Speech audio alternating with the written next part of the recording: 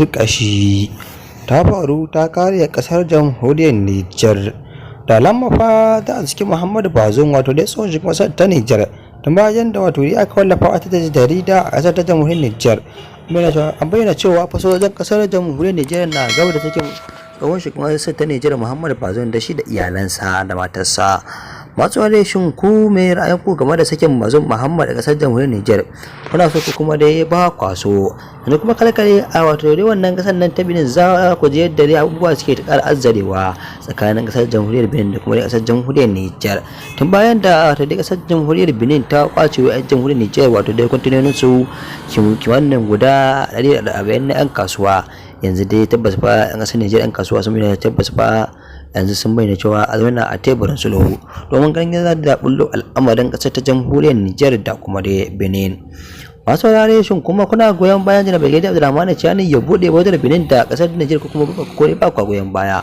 Muna so mu da sashen nan kuma amma kafin mai sauraro za dai mu so ku ne su kai ku danna wannan alamar ƙarawar sanarwa fa kamar haka.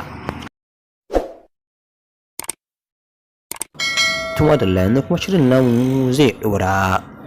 Kasar jamhuriyar Nijar a wata jarida an bayyana cewa tabbas fa kowane lokaci da Brigadier Abdulrahman Tchiani zai iya sakin Muhammadu Bazoum domin ganin yadda yanzu tabbas fa tun bayan aka ji mulki ne kimanin watanni 6 suka gabata.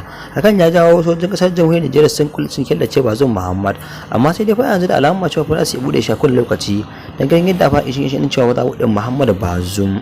Masu ware shin kuma kuna goyon bayan kasar Nijar da su bude Bazoum Muhammad ko kuma ba ku goyon baya? Kasar jamhuriyar Benin abubuwan da suke ta faruwa kuma tun bayan da kasuwa na kasar Nijar hantarsu ta kada sakamakon wato dai da aka kwace wasu kayakin su na kwantena. Hakan ya jawo sun ce tabbas ba a zauna a teburin sulhu da wato dai shugaban sannan ta Benin Bassam Talon da shi da wadai sai wasan da Brigadier Abdulrahman Tchiani domin ganin yadda za a sulhunta wurin yadda za a dawo da ainihin kayakin su. Kadan ma tabbas yanzu haka zalika ma muna cikin watan azumi yau din nan ma kwana biyu a cikin watan azumi rak. Allah ya sa mu shigo lafiya sannan Allah ba mu ikon wucewa lafiya. Masu rari fatan kun ji da mu cikin labaran namu na da mu ta lafiya. Wa sallallahu alaihi wa sallam. Amin.